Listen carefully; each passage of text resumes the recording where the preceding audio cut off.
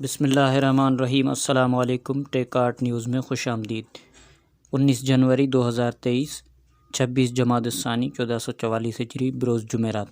ٹیک art news لایا ہے سعودی عرب کے حالات اور قانون میں تبدیلیوں کی خبریں۔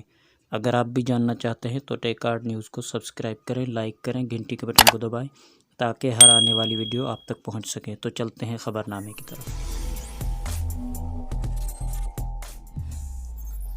جازان ریجن میں کئی پیشے اور کام سعودیوں کے لیے مختص۔ سعودی وزارت افرادی قوت و سماجی بہبود نے جازان ریجن میں کئی پیشے اور کام سعودیوں کے لیے مختص کیے ہیں۔ عکاظ اخبار کے مطابق وزارت افرادی قوت نے جازان گورنریٹ کے تعاون سے متعدد پیشے اور کاروبار سعودیوں کے لیے مخصوص کیے ہیں۔ وزارت داخلہ اور گورنریٹ کے تعاون سے عمل درآمد کیا جائے گا۔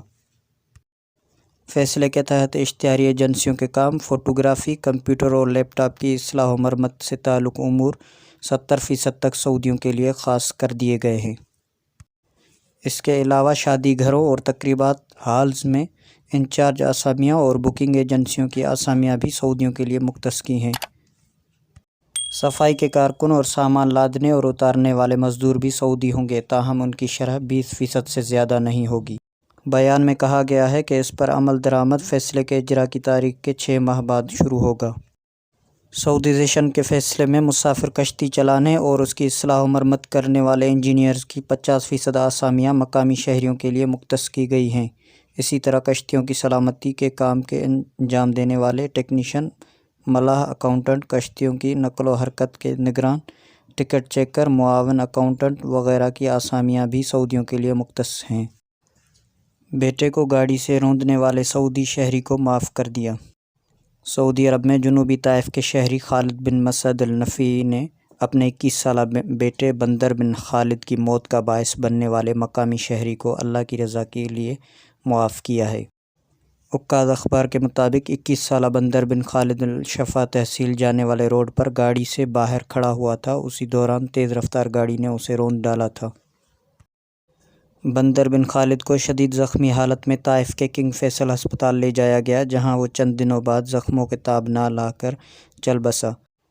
خالد النفی اپنے جواں سال بیٹے کی اچانک موت سے بے حد غمزدہ تھا، تاہم اس نے تمام لوگوں کے سامنے اپنے بیٹے کی موت کا باعث بننے والے کو معاف کر دیا۔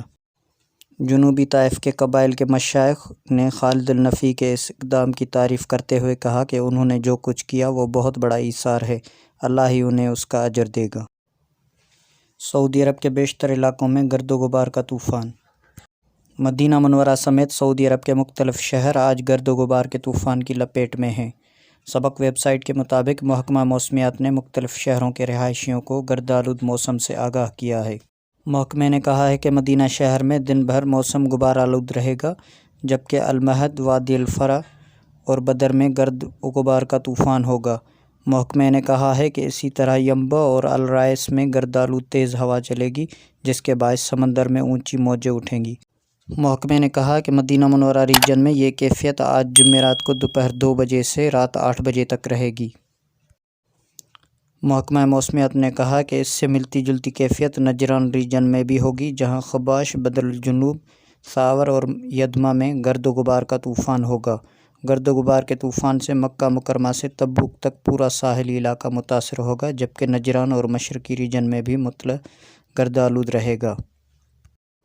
سعودی عرب کے مختلف ٹرانزیکشن سینٹرز کے مطابق 19 جنوری 2023 کو سعودی ریال کا ایکسچینج ریٹ کچھ اس طرح رہا۔ پاکستان کے لیے فوری بینک 60 روپے 43 پیسے، ایس ٹی سی پی 60 روپے 28 پیسے، تحویل الراجی 60 روپے 10 پیسے، ویسٹرن یونین 60 روپے 46 پیسے، منی گرام 60 روپے 72 پیسے اور ٹیلی منی 60 روپے 5 پیسے۔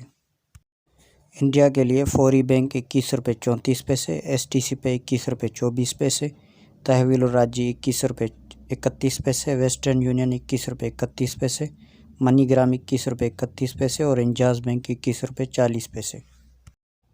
بنگلہ دیش کے لیے فوری بینک 28 ٹکا پورے، ایس ٹی سی پے 28 ٹکا 6 پیسہ، تحویل الراجی 28 ٹکا 10 پیسہ، ویسٹرن یونین 28 ٹکا 20 پیسہ، منی گرام 28 ٹکا 8 پیسہ، انجاز بینک 28 ٹکا 5 پیسہ۔ تو یہ تھا آج کا مختصر خبرنامہ۔ مزید خبروں کے لیے چینل کو سبسکرائب کریں، لائک کریں، گھنٹی کے بٹن کو دبائیں اور جو لوگ فیس بک پر دیکھ رہے ہیں وہ فیس بک پر فالو کریں۔ السلام علیکم۔